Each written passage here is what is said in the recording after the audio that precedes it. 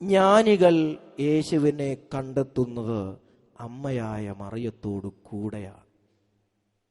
അപ്പോൾ യേശുവിനെ കണ്ടെത്തുന്നത് അമ്മയായ മറിയത്തോടു കൂടി അല്ലാത്തവരുണ്ട്. അവരാരാണ്? ജ്ഞാനമില്ലാത്തവർ, വിവരമില്ലാത്തവർ, ബോധമില്ലാത്തവർ. ജ്ഞാനികൾ യേശുവിനെ കണ്ടെത്തുന്നത് അമ്മയായ മറിയത്തോടു കൂടിയാണ്. അതുകൊണ്ടാണ് ആ വിധത്തിൽ അത് എഴുതപ്പെടുന്നത്. അപ്പോൾ ദൈവത്തിന്റെ ആത്മപ്രേരണയാൽ അല്ലെങ്കിൽ ദൈവാത്മാവ് കുറിച്ചിടുന്ന കാര്യം ഇതാണ്: യേശുവിനെ അന്വേഷിച്ചുള്ള യാത്രയാണോ നിന്റേത്? എങ്കിൽ ഒരു കാര്യം ഓർത്തോളൂ, മറിയത്തെ കൂടെ കൂട്ടിക്കോളൂ. യേശുവിന്റെ ജനനത്തിലൂടെ കരഗതമായ രക്ഷ സ്വന്തമാക്കാൻ ഇവിടെ ഇരിക്കുന്ന ആരെങ്കിലും ആഗ്രഹിക്കുന്നുണ്ടെങ്കിൽ അവന്റെ ജനനത്തിൽ പങ്കുപറ്റാൻ നീ മറിയത്തിന്റെ കരം പിടിക്കണം. ഇനിയും മുന്നോട്ട് മരണം. യോഹന്നാനിലൂടെ നമ്മളത് മനസ്സിലാക്കുന്നു. 19-ാം അധ്യായത്തിലാണ് മരണം യോഹന്നാൻ കുറിക്കുന്നത്. അതിൽ നമ്മൾ പാരമ്പര്യമായി ധ്യാനിച്ചെടുക്കുന്ന ഒരു കാര്യമുണ്ട്. കുരിശിന്റെ ചുവട്ടിൽ അമ്മ, കുരിശിൽ കിടന്നുകൊണ്ട് അമ്മ ശിഷ്യനെ കണ്ട് പരമേൽപ്പിക്കുന്നു, അമ്മയെ മകനും മകൻ അമ്മയെയും എന്ന വിധത്തിൽ. നമ്മൾ ഒരു ചുവട് അപ്പുറത്തേക്ക് 27-ാം വാക്യം മരണമുഹൂർത്തം കുറിക്കുന്ന യോഹന്നാൻ 19:27 യേശുവിന്റെ നമ്മൾക്ക് കൃത്യമായി അറിയാവുന്ന ഈ വാക്കുകൾ കേട്ട് ശിഷ്യന്റെ നിലപാട് ഇതാണ്: അപ്പോൾ തന്നെ ആ ശിഷ്യൻ മറിയത്തെ സ്വന്തം ഭവനത്തിൽ സ്വീകരിച്ചു. യേശുവിന്റെ യഥാർത്ഥ ശിഷ്യൻ മാതാവിനെ സ്വന്തം ഭവനത്തിൽ സ്വീകരിക്കുന്നവനാണ്. സ്വന്തം വീട്ടിൽ മാതാവിന് സ്ഥാനം കൊടുക്കുന്ന, മറിയത്തിന് സ്ഥാനം കൊടുക്കുന്ന ശിഷ്യയാണ് യഥാർത്ഥ ശിഷ്യൻ. സ്വന്തം ഭവനത്തിൽ മാതാവിന് സ്ഥാനമില്ലാത്ത ശിഷ്യൻ യഥാർത്ഥ ശിഷ്യനല്ല, വ്യാജനാണ്. അനേകം കുടുംബങ്ങളിൽ നിന്ന് മാതാവിന്റെ ഫോട്ടോ രൂപം തച്ചുടച്ചെറിഞ്ഞു കളഞ്ഞല്ലോ. ഈ വീട്ടിൽ മാതാവ് വേണ്ടെന്ന് പറഞ്ഞ് വലിച്ചെറിഞ്ഞു കളഞ്ഞല്ലോ. സ്വന്തം ഭവനത്തിൽ മാതാവിന് ഇടം കൊടുക്കുന്നവനാണ് യഥാർത്ഥ യേശു ശിഷ്യൻ. സ്വന്തം ഭവനത്തിൽ മാതാവിന് ഇടം നഷ്ടപ്പെടുത്തിയവർ വ്യാജരാണ്, വ്യാജം. ഓർക്കുക, യേശുവിനെ അന്വേഷിക്കുന്നവൻ മാതാവിനെ കൂട്ടുപിടിക്കുന്നു. യഥാർത്ഥ ശിഷ്യത്വം പേറുന്നവൻ മാതാവിനെ ഭവനത്തിൽ കൂട്ടുന്നു. ഈ രണ്ട് വാക്യങ്ങളിലും ശ്രദ്ധേയമായ ഒരു കാര്യമുണ്ട്. അവർ ഭവനത്തിൽ പ്രവേശിച്ച് അമ്മയായ മറിയത്തോടുകൂടെ. കണ്ടോ, ഭവനം ഒരു ക്രിസ്തീയ ഭവനത്തിന്റെ ലക്ഷണം കൂടിയാണത്, ഒരു വ്യക്തിയുടെ മാത്രമല്ല. ഇതാ ഇപ്പോഴും അവൻ അപ്പോൾ തന്നെ സ്വന്തം ഭവനത്തിൽ സ്വീകരിച്ചു. ഇനിയും നമ്മൾ ഇതേ വാക്ക് കാണാൻ പോവുകയാണ്. അപ്പോൾ മത്തായി 2:11 മറിയത്തിന്റെ കരം പിടിച്ചല്ലാതെ നമുക്ക് അവനിലൂടെ കരഗതമായ ജനനത്തിലൂടെ കരഗതമായ രക്ഷ സ്വന്തമാക്കാനാവില്ല. യേശുവിന്റെ മരണത്തിൽ പങ്കുപറ്റണമെങ്കിൽ യഥാർത്ഥ ശിഷ്യനായി നീ നിൽക്കണം. എപ്പോൾ? അമ്മയെ സ്വന്തം വീട്ടിലേക്ക് സ്വീകരിച്ച് അമ്മയ്ക്ക് വീട്ടിൽ ഇടം കൊടുത്തിരിക്കുന്ന ഒരു ശിഷ്യ, അവർക്കാണ് മരണത്തിൽ പങ്കുപറ്റാനുള്ള യോഗ്യത. അപ്പസ്തോല പ്രവർത്തനം 1:14 നമ്മൾ മനസ്സിലാക്കും, മറിയത്തോടൊപ്പം പ്രാർത്ഥനയിലായിരുന്ന ശിഷ്യരെ കുറിച്ച്. അതും അവിടെ ഭവനം എന്നൊരു വാക്ക് തന്നെയുണ്ട്. ഭവനത്തിൽ അവർ പ്രാർത്ഥനയിലാണ്. ആര്? യേശുവിന്റെ ശിഷ്യന്മാർ മറിയത്തോടൊപ്പം. ഈ ഗണത്തിന്മേൽ 2:3 അപ്പസ്തോല പ്രവർത്തനം 2:3 പരിശുദ്ധാത്മാവ് അഗ്നിനാക്കുകളായി പതിക്കുന്ന ദൃശ്യവും അപ്പസ്തോല നടപടി പറയുകയാണ്. അമ്മയായ മറിയത്തോടുകൂടെ പ്രാർത്ഥനയിലായിരിക്കുന്നവർക്കേ പരിശുദ്ധാത്മാവിനെ കിട്ടൂ. അപ്പോൾ യേശുവിലൂടെ കരഗതമായ രക്ഷ സ്വന്തമാക്കാൻ ഒരാൾക്ക് ആഗ്രഹമുണ്ടെങ്കിൽ മറിയത്തിന്റെ കരം പിടിക്കാതെ നിവൃത്തിയില്ല. മറിയത്തോടൊപ്പം പ്രാർത്ഥനയിലായിരുന്നാൽ മാത്രം ലഭിക്കുന്ന പരിശുദ്ധാത്മാവ്. എന്നാൽ മറിയത്തെ കൂട്ടുപിടിക്കാതെയും പരിശുദ്ധാത്മാവിന്റെ മൊത്തവ്യാപാരികളാണ് ഞങ്ങളെന്ന് പ്രഖ്യാപിച്ച് നടക്കുന്ന അനേകം ക്രിസ്തീയ ഗണങ്ങൾ ഉണ്ടെന്നത് ഇനി കുറച്ചുകൂടി വ്യക്തമായി മനസ്സിലാക്കുമ്പോൾ അതിലെ ആത്മാവ് ഏതെന്നുകൂടി തിരിച്ചറിയാൻ നമുക്ക് കഴിയും. അതിനാൽ യേശു സംഭവങ്ങൾ അഥവാ ക്രിസ്തു സംഭവങ്ങളുടെ മർമ്മങ്ങളിലൂടെ യാത്ര ചെയ്യുമ്പോഴും ദൈവത്തിന്റെ ആത്മാവ് മറിയത്തെ മാറ്റി നിർത്തി ഒരു കുറിപ്പടി ബൈബിളിലില്ല.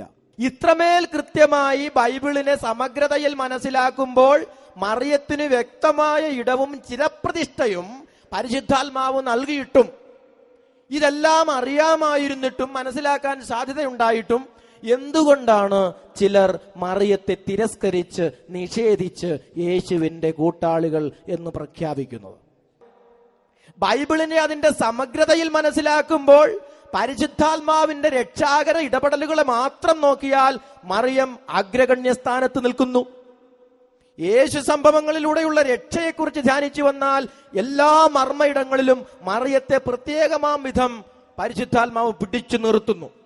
നമ്മുടെ ജീവിതത്തിൽ നിന്നും മറിയത്തെ പ്രഥമ സ്ഥാനത്ത് നിന്നും മാറ്റി നിർത്തി യേശുവിനെ അന്വേഷിക്കാനാവില്ലെന്ന സത്യം തിരിച്ചറിയുന്നു. എന്നിട്ടും അനേകർ എന്തുകൊണ്ട് നിഷേധിക്കുന്നു മറിയത്തെ? എല്ലാവർക്കും മറിയത്തെ അംഗീകരിക്കാൻ സാധിക്കില്ലെന്ന് ബൈബിൾ തന്നെ പറയുന്നു. പിന്നെ നമ്മൾ പരിഭവിച്ചിട്ട് എന്താ കാര്യം? എല്ലാ മനുഷ്യർക്കും മറിയത്തെ അംഗീകരിക്കാൻ പറ്റില്ല. അത് മനസ്സിലാക്കണമെങ്കിൽ ആർക്കൊക്കെ പറ്റില്ല എന്നത് മാറ്റി നിർത്താം, ആർക്കൊക്കെ മറിയത്തെ അംഗീകരിക്കാൻ പറ്റും എന്ന് ധ്യാനിച്ചാൽ ആർക്കൊക്കെ അംഗീകരിക്കാൻ പറ്റില്ലെന്ന് വ്യക്തമായിക്കൊള്ളും. ശ്രദ്ധിക്കാം, ആർക്കൊക്കെയാണ് മറിയത്തെ അംഗീകരിക്കാൻ സാധിക്കുന്നത്? ലൂക്കായുടെ സുവിശേഷം 1-ാം അധ്യായത്തിന്റെ 28-ാം വാക്യം മനസ്സിലാക്കിയാൽ ദൈവദൂതന് മറിയത്തെ അംഗീകരിക്കാൻ യാതൊരു തടസ്സവുമില്ല. മാലാഖ ഗബ്രിയേൽ മാതാവിന്റെ അടുത്ത് വന്ന്, മറിയമേ നിനക്ക് സ്വസ്തി, ദൈവകൃപ നിറഞ്ഞവളെ സ്വസ്തി, മറിയത്തെ വാഴ്ത്തുകയാണ്. മറിയത്തെ വാഴ്ത്താൻ, മറിയത്തെ അംഗീകരിക്കാൻ, മറിയത്തെ ആദരിക്കാൻ ദൈവദൂതന് കഴിയും, ദൈവദൂത ഗണങ്ങൾക്ക് കഴിയും. മാലാഖാ വൃന്ദത്തിന് മറിയത്തെ അംഗീകരിക്കുന്നതിൽ തടസ്സമില്ല, തർക്കമില്ല. അപ്പോൾ ഒരു കൂട്ടർക്ക് മറിയത്തെ അംഗീകരിക്കാൻ പറ്റും. ആർക്ക്? ദൈവദൂത ഗണങ്ങൾക്ക് മറിയത്തെ അംഗീകരിക്കാനും ആദരിക്കാനും പറ്റും. ദൈവദൂതഗണം അല്ലാത്തത് കൊണ്ട് നമുക്ക് മറ്റു പലർക്കും പറ്റില്ലെന്നിരിക്കട്ടെ. എന്നാൽ അവർക്ക് മാത്രമല്ല, ഇനിയും മറിയത്തെ അംഗീകരിക്കാൻ പറ്റുന്ന മറ്റൊരു ഗണമാണ്. അത് ലൂക്കായുടെ തന്നെ സുവിശേഷം 1-ാം അധ്യായത്തിന്റെ 42-ാം വാക്യം. എലിസബത്തിന്റെ അടുത്ത് ചെല്ലുന്ന മറിയം, അവിടെ എലിസബത്തിന്റെ പ്രതികരണം, ആ പ്രതികരണത്തെ സുവിശേഷകൻ എഴുതുന്നത് ഇങ്ങനെയാണ്: പരിശുദ്ധാത്മാവ് നിറഞ്ഞവളായി എലിസബത്ത് ഉദ്ഘോഷിച്ചു, സ്ത്രീകളിൽ നീ അനുഗ്രഹീത, ഭാഗ്യം എനിക്ക് കർത്താവിന്റെ അമ്മ എന്റെ അടുത്ത് വരാൻ, എന്ത് യോഗം. എപ്പോഴാണ് മറിയത്തെ എലിസബത്ത് വാഴ്ത്താൻ തയ്യാറായത്? പരിശുദ്ധാത്മ നിറവ് ലഭിച്ചപ്പോൾ. അറിഞ്ഞിരിക്കേണ്ട സത്യം, പരിശുദ്ധാത്മ നിറവില്ലാത്ത ആളുകൾക്ക് മറിയത്തെ അംഗീകരിക്കാൻ പറ്റില്ല.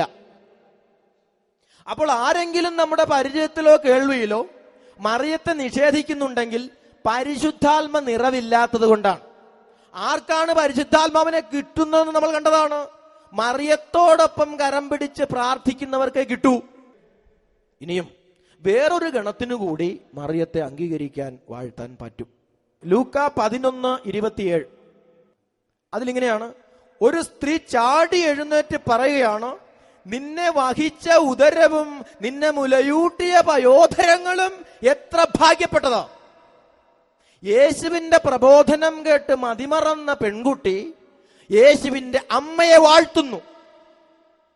മാതാവിനെ മറിയത്തെ അംഗീകരിക്കാൻ വാഴ്ത്താൻ ഈ കൂട്ടർക്ക് പറ്റും. ആർക്ക്? ദൈവവചനം ജീവിതത്തിൽ സ്വാധീനം ചെലുത്തുന്ന ആളുകൾക്ക്. തിമോത്തിയോസിനോട് പൗലോസ് പറഞ്ഞതുപോലെ ധനലാഭത്തിനുള്ള മാർഗമായി ഉപയോഗിക്കുന്നവർക്ക് മറിയത്തെ വാഴ്ത്താൻ പറ്റില്ല. ദൈവവചനം മറ്റുള്ളവരുടെ ജീവിതത്തിന് വേണ്ടി പ്രഘോഷിക്കുന്നവർക്ക് ജീവിതത്തിൽ മറിയത്തെ അംഗീകരിക്കാൻ പറ്റില്ല. സ്വന്തം ജീവിതത്തെ ഇരുതലവാൾ, നിന്നെയും എന്നെയും ഒരുപോലെ കുത്തി നോവിക്കുന്ന ദൈവവചനം, എനിക്കൊരു ഉളുപ്പുമില്ലാതെ ഏതൽത്താരയിലും കയറി പ്രസംഗിക്കാൻ കഴിഞ്ഞാൽ മറിയത്തെ അംഗീകരിക്കാൻ പറ്റില്ല. പക്ഷേ ഞാൻ പറയുന്ന കാര്യങ്ങൾ എന്നെയും തുളച്ചു മുറിവേൽപ്പിക്കുമ്പോൾ എനിക്ക് മറിയത്തെ വാഴ്ത്താതിരിക്കാൻ പറ്റില്ല. ദൈവവചനം സ്വന്തം ജീവിതത്തിൽ ചലനങ്ങൾ സൃഷ്ടിക്കുന്ന മനുഷ്യർക്ക് മറിയത്തെ വാഴ്ത്താതിരിക്കാൻ പറ്റില്ല. ദൈവവചനം സ്വന്തം ജീവിതത്തിൽ ചലനങ്ങൾ ഉളവാക്കുന്ന മനുഷ്യർക്ക് മറിയത്തെ വാഴ്ത്തിപ്പാടാതിരിക്കാൻ പറ്റില്ല. അപ്പോൾ ഏത് കൂട്ടർക്കൊക്കെ മറിയത്തെ അംഗീകരിക്കാൻ പറ്റും? ദൈവദൂതഗണത്തിന്, മാലാഖയോളം പരിശുദ്ധിയുള്ള മനുഷ്യർക്ക്, പരിശുദ്ധാത്മ നിറവ് ലഭിക്കുന്ന ആളുകൾക്ക് മറിയത്തോടൊപ്പം പ്രാർത്ഥനയിലിരുന്നാൽ മാത്രം കിട്ടുന്നത്. ദൈവവചനം ജീവിതത്തിൽ സ്വാധീനം ചെലുത്തുന്ന ആളുകൾ എന്ന് പറഞ്ഞാൽ സ്വന്തം ജീവിതത്തിന് വേണ്ടി വചനത്തെ അറിയാൻ ശ്രമിക്കുന്നവർ. അവളെ, മറിയത്തെ സ്വന്തം ഭവനത്തിൽ ഇടം കൊടുക്കാത്ത ആർക്കും യേശുവിലൂടെ കരഗതമായ രക്ഷ സ്വന്തമാക്കാനാവില്ലെന്ന സത്യം വിശുദ്ധ ഗ്രന്ഥത്തിലൂടെ നമ്മൾ അടുത്തറിയുകയാണ്. ഇത്രമേൽ ദൈവത്തിന്റെ ഇടപെടലുകൾക്ക് സാധ്യതയായി നിൽക്കുന്ന മറിയം, ആ മറിയത്തോടുള്ള ഭക്തി, ആ മറിയത്തോടുള്ള മനോഭാവം അതെത്രമേൽ നമുക്ക് ശക്തിപ്പെടേണ്ടതുണ്ട്. ഇനി വരും മണിക്കൂറുകളിൽ, വരും ദിനങ്ങളിൽ മറിയത്തോടുള്ള അദമ്യമായ ആഗ്രഹവും മറിയത്തോട് ഒത്തുനിൽക്കാനുള്ള നമ്മുടെ വികാരപരമായ അഭിനിവേശവും അതെത്രമേൽ വർദ്ധിത വീര്യം ഉള്ളതായി, അവളെ മഹത്വപ്പെടുത്തുന്നതിലൂടെ ദൈവത്തിന്റെ അനുഗ്രഹങ്ങൾ സ്വന്തമാക്കാൻ അവളുടെ കരം പിടിച്ച് ജ്ഞാനികളായി നമുക്ക് യേശുവിനെ അന്വേഷിക്കാം. അവളെ സ്വന്തം ഭവനത്തിൽ സ്വീകരിച്ച് നമുക്ക് യഥാർത്ഥ ശിഷ്യരാവാം. അധിഷ്ഠിതമായ തലമുറയ്ക്ക് മാത്രമേ മറിയത്തെ അംഗീകരിക്കാൻ കഴിയൂ. ഭാഗ്യവതി എന്ന് മറിയത്തെ പ്രകീർത്തിക്കുന്ന തലമുറ ബൈബിളിൽ പറയുന്നു നമ്മളാണ്.